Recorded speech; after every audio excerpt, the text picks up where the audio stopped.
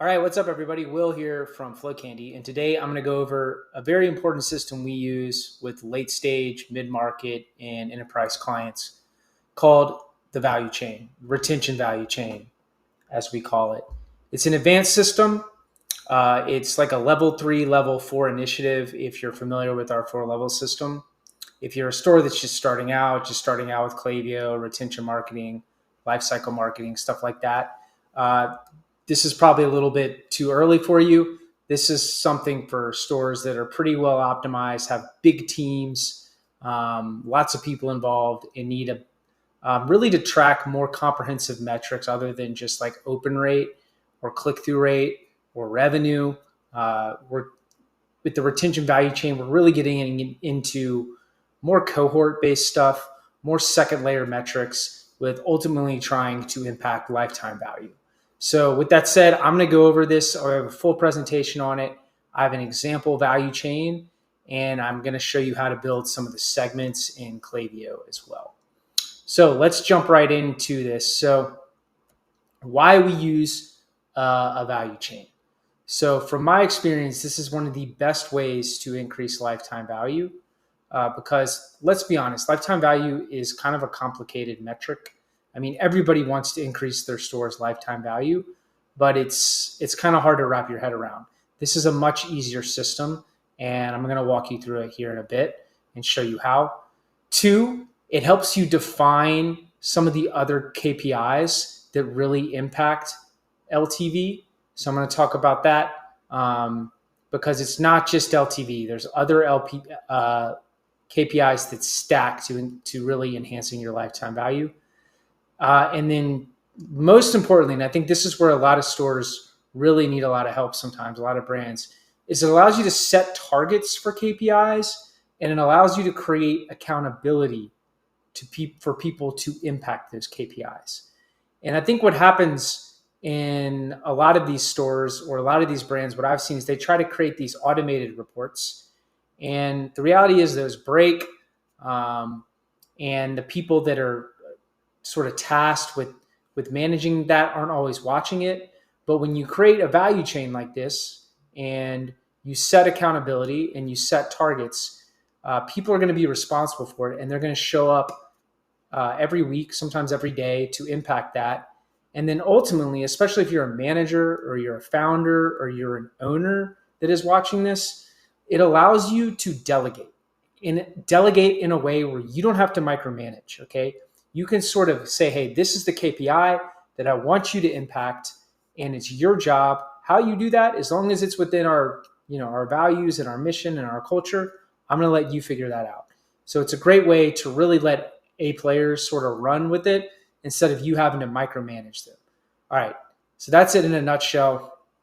Let's talk about how it works. All right, so the value chain is a chain of KPIs. All right, and you come up with the leading and lagging KPIs, because at the end of the day, lifetime value is a lagging KPI. Just like if you're watching this, like profit is a lagging KPI. Okay, you obviously got to have revenue, then you got to have costs, and then at the end of the day, that's your profit. It's a lagging metric. If you don't have any revenue, or you have costs that are higher than your revenue, then your profit is negative. So it lags behind revenue and cost. Okay, and that's the same thing from our experience with lifetime value. It lags behind a bunch of other metrics that I'm going to talk about. And if you take care of those metrics, like you do all the little small things to take care of all the leading metrics, all right, LTV tends to take care of itself. Just like the metaphor I just talked about, if you take care of revenue and you do a really good job managing revenue and you do a really good job managing costs, profit tends to take care of itself. So that's the same principle here, all right? And by, again, setting targets for those KPIs and assigning responsibility and accountability to somebody else, you can ultimately create a system and a culture where it's not like your job as the manager or your job as the store owner or the founder to track all of this, because it can get complex. Okay, so I'm going to get into how to set targets, how to pulse on them, and then eventually watch LTV sort of stack, and eventually it sort of takes care of itself. So in order to do that, we use a template that you can copy. Just click on this. It's called the retention value chain. And we have one for traffic too, or growth. So we don't really do a lot of that, but you could do the same thing with your ad team, or if you're using SEO or something like that. But this is purely for retention, all right? And so basically how it works is each metric is a leading indicator to eventually what we want, LTV, and another one called trailing 12-month revenue, which is like, what is your, I'm filming this in June 2025. So what is my trailing 12-month revenue from June 2024 to June 2025? Now, before I say that, you might have other KPIs. These are just the KPIs these are sort of the default KPIs we recommend a lot of stores do. Some other ones here that we've sort of documented. But basically, in a nutshell, and I'm going to walk you through how it's a chain. It's a value chain, all right?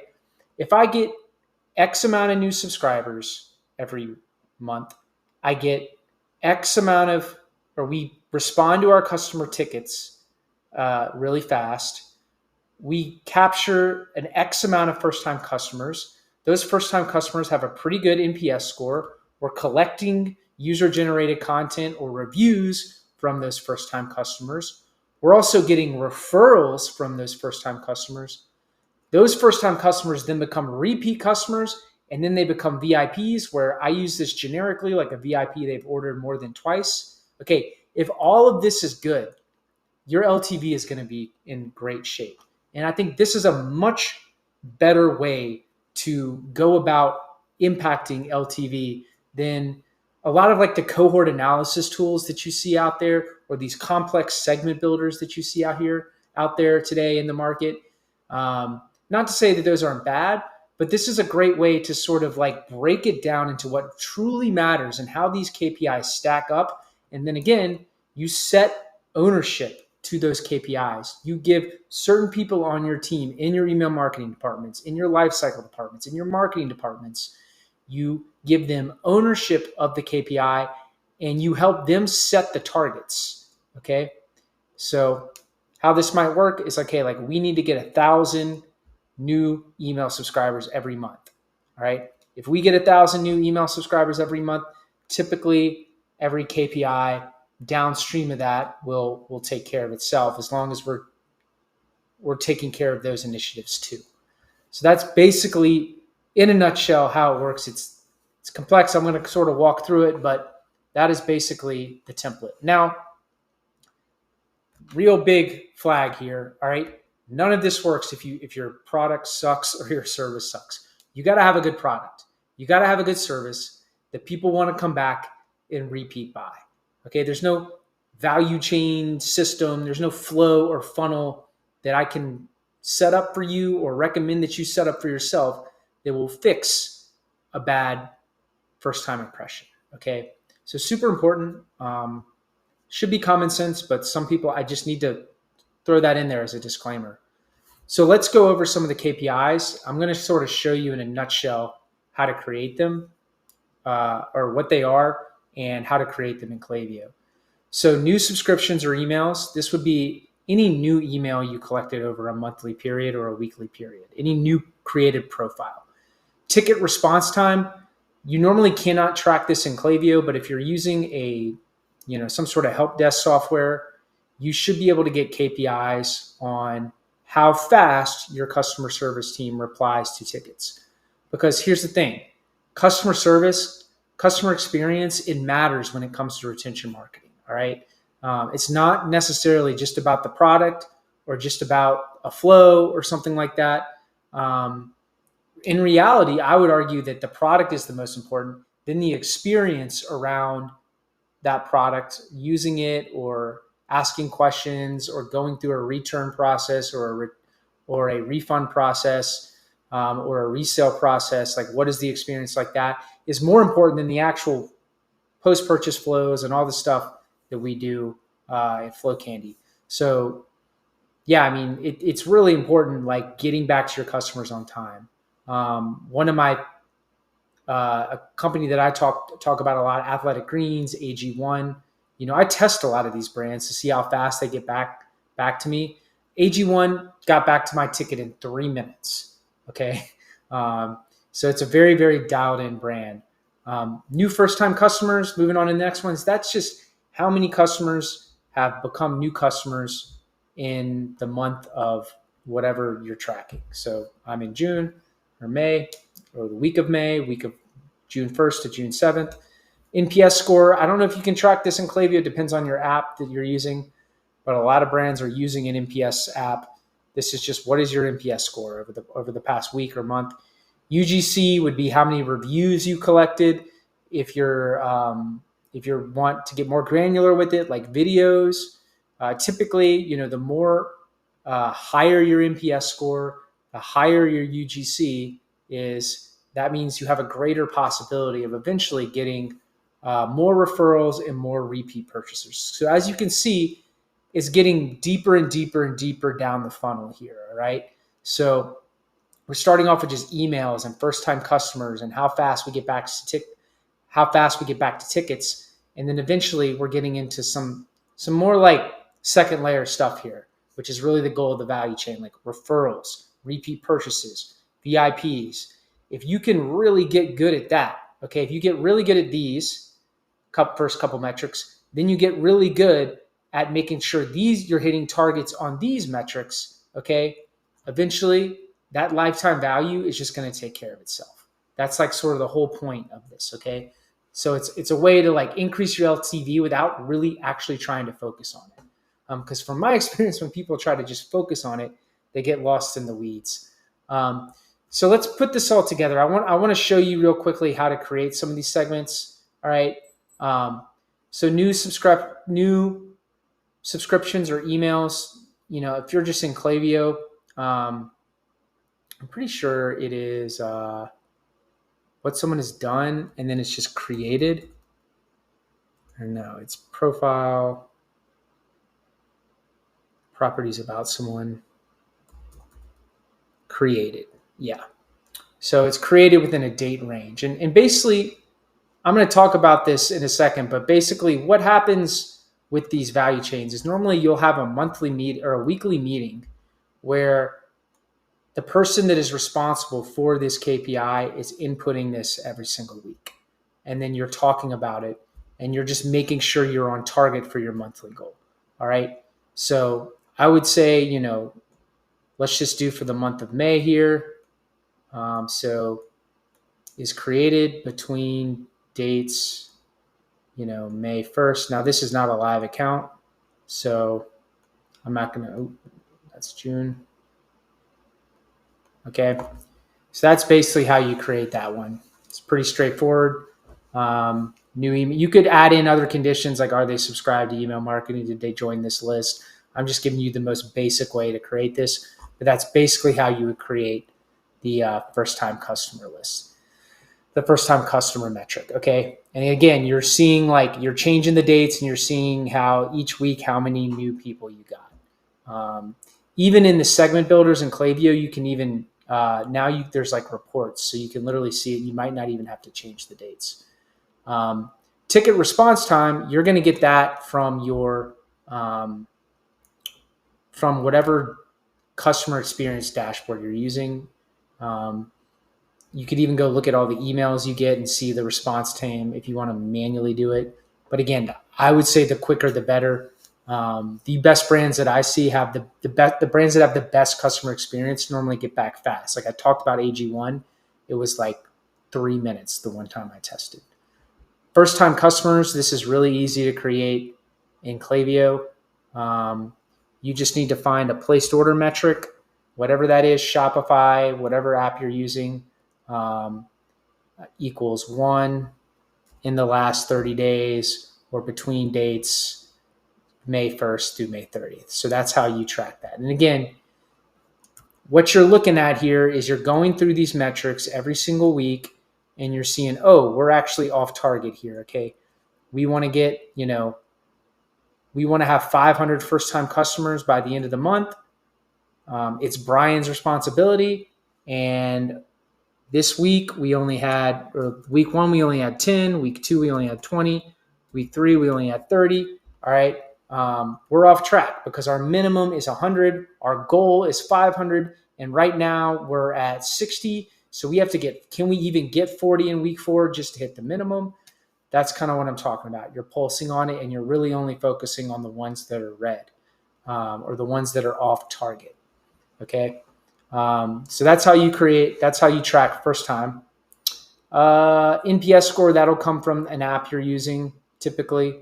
There's tons of them. Same with UGC, that'll come from your review software, or if you're collecting video reviews, like what is the count of reviews that you're getting?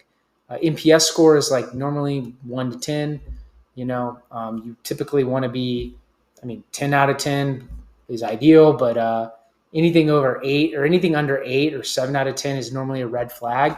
It normally means people are not having a good experience with your company, with your brand. They're not promoters. They're not going to go out, like if they're at a cocktail party and they're talking about a new product they tried, they're not going to be talking about your brand if they're under 8. And what you want is that 8 or 9, because then you get that viral effect. You get that sort of raving fan effect. All right, so I talked about that. I talked about UGC. I talked about referrals. Not everyone does referrals, so you could remove this, but typically there's like some software out there like Referral Candy. It's typically they're hard to come by, but you want to be tracking that. Okay, typically the more referrals you get, the more positive experience people are having with your company. There's a lot of social capital or sort of social risk in referring. You got to remember that with referrals. When people give a referral, they're really trying, it's almost like social capital for them. So they have to really like the product. Your product or service has to really give them a benefit, and they want to share that benefit with someone else because it gives them more social capital. All right. So that's like the psychology behind the referrals. So they're a little bit harder to come by, but you really got to have a good product. And then eventually repeat purchasers. And that's the same as this, like repeat equals 2, or placed order equals 2 between dates. So that'll track your repeats, and then VIPs would be, again, this gets more generic, but is normally is greater than 2 is the one I do, because that means anybody that is placed more than 2 orders is now a VIP. And then eventually you'll get your LTV. Now there is all sorts of ways to calculate this. I'm not going to, there's all sorts of ways. Okay. I like to keep it simple. Typically you can go into Shopify and you can look at the total amount of orders you've had. All right. And the total amount of customers you had. And then you can look at your average order value, and you can create a very crude way of calculating your LTV that way. It's a very simple way to do it. So I'll just give you an example. Let's say I have 200 orders. I have 100 customers. Oop, not that. I have an AOV of $100. Okay. All right. If you don't know what AOV is, that's the average order value. That's the average transaction size people check out on your store. So you could get a purchase frequency of 200 divided by 2. That basically means, 200, did I do it wrong? 200 divided by L14 equals 2. So basically that means for every customer you get, they're going to come back twice in order. And you multiply that by your AOV, and this is how you get a $200 LTV. Okay. Now let's say your AOV is only $75. Your LTV is only $150. Let's say you actually get 300 orders. So that means for every customer you get, they come back and buy twice or 3 times. So you can kind of play around with the math, but that's basically at a very crude way to calculate LTV. There's all sorts of apps that can do it, but I kind of like to do it the free way, the old-fashioned way. You can obviously get into lifetime value or lifetime profit. Like you can put cost of goods sold into this. I'm just basing it off of revenue. So there's a lot of different ways you can do it, but in general, like the principles of the value chain stay the same. Okay, like all of these metrics, no matter how you calculate lifetime value, all of these metrics, if you focus on them, it'll typically increase it. Okay, so we just went pretty deep into that. I want to talk about and wrap up real quick. I want to talk about the setting accountability and targets and pulsing on it with your team. Okay, because this is super, super important. A lot of people think, oh, I just set this report up, then I'm done. No, it's something that you have. It requires some organizational change, and it takes some time. It might take a quarter or two or three, sometimes four, for your team to totally adopt this and understand this. And there is an art to setting the right targets. There is an art to setting the right owners. Okay. But let me talk about my experience with this. So typically people sort of set crazy targets in the beginning. But ultimately what you want to do is set targets that stack to each other. So if you want to get an LTV of $250, you work backwards, okay? And be like, okay, how many VIPs do we need for that to happen? How many repeat purchasers per month do we need to happen? How many referrals? How much UGC do we need? How much NPS, first time, ticket response time, and new subscribers? And same thing with traffic. I mean, think about it if you're a CMO watching this, okay? Like if I want to get a certain amount of sales, all right, how much traffic do I really need in order to produce that? Okay. I'm not going to get 5,000 sales a month if I only have 3,000 visitors a month coming to my site. Is it virtually, well, it's not impossible. But let's just say it's first-time customer sales. Okay. I'm not going to get 5,000 first-time customer sales if I only have 3,000 people coming to my site. So the math needs to math. Okay. It needs to make sense. It needs to stack. All right. And you need to look at your data and you need to think hard about this. Don't just go in here and just add in like wishful thinking. Okay. Really look at your numbers and I like to be conservative at first to just get the habit of like hitting the numbers.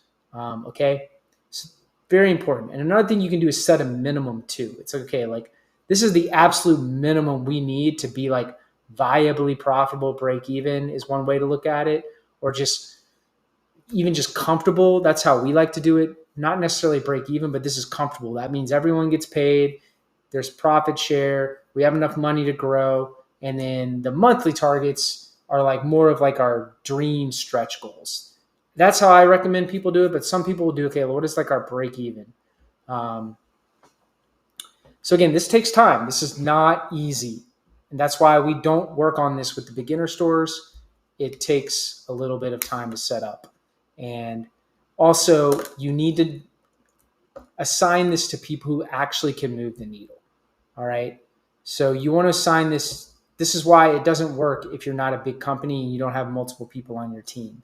You need to have multiple people on your team, or maybe even agencies or freelancers, and assign them like responsibilities. Okay.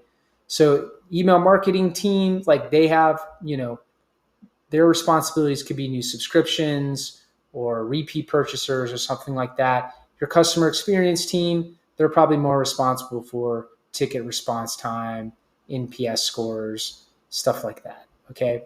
So you want to make sure there's like clear targets. They make sense. You can actually hit them, and there is an owner. And again, this is a lot easier. I'm going to repeat this. This is a lot easier said than done. It takes time. You're probably going to fail at this. You just need to keep coming back to it month after month, quarter after quarter, adjusting it. Okay. And the key to this is pulsing on it. All right. You have to pulse on it. So what do I mean by pulsing? I mean, you have to set up like a monthly or a weekly call. Is it a weekly marketing call that you have with your team? A weekly email marketing or lifecycle marketing call that you have with your team. Okay. We highly recommend you do weekly tacticals, weekly stand-ups with your team. They're typically 30 minutes to an hour. There's an agenda, a set agenda every time. You can totally swipe our agenda. This agenda works really good. We open, we share wins. We want to start off on a positive note. We go over our goals, and then we get into our metrics, such as the value chain here. All right. So then everyone will give an update on their metrics, and then we're really only talking about the ones that are really off track. Okay. So if we see that, coming back to my example, if all of this is, on track, but then first time orders or first time customers is off track, we're going to spend more time talking about that and troubleshooting the stuff that is off track. So that's it in a nutshell. And again, you want to make this a weekly recurring meeting, and you don't want to automate this. Okay. Do not automate this.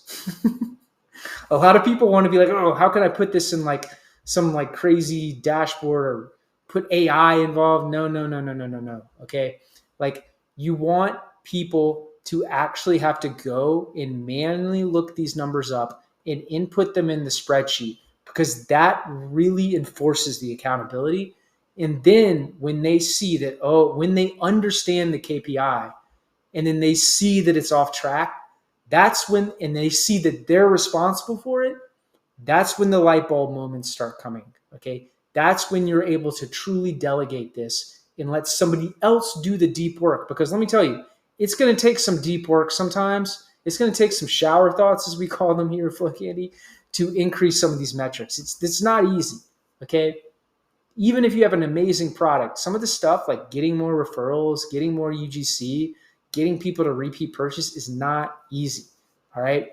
It will take some work, and it will take a fair amount of deep work, especially if you're a bigger company.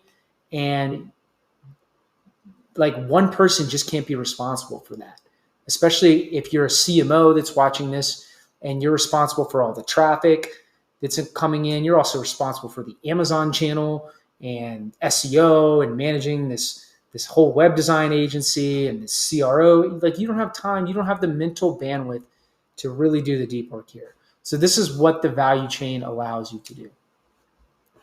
All right, so that's it. Super advanced system. I'm going to give you some final pro tips, okay? Again, I kind of already mentioned this.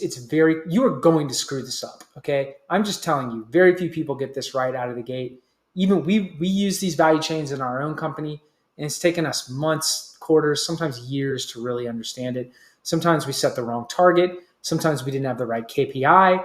Sometimes we didn't have the right person managing it, and we had to like switch that out. So a lot of different things going on. It will take some time. And it comes through the repetition. The results do not come from like the outcomes. It comes through the process. It comes through doing this every single week, no matter what. Even if everything's in the red, your whole store's on fire, all your customers want to cancel their subscriptions, your retailers aren't ordering anything, and you got to like think about the very worst thing that could happen to your brand or your store. You still show up every week, go through the value chain. That's where the results come. If you practice, you keep practicing, you keep sticking to the process, the results will come. All right, I'll end on that. If you're stuck, feel free to email me anytime, will@flowcandy, or reach out to our team here at Flow Candy. Again, our mission is to help 10,000 businesses master Klaviyo. We are Klaviyo specialists. We can do a lot of different things. So if you're stuck, you can scan that QR code and talk to one of our specialists, or just head to flowcandy.com and you can schedule some time to talk to someone on our team. All right. Thanks again for watching, and I'll see you guys next time.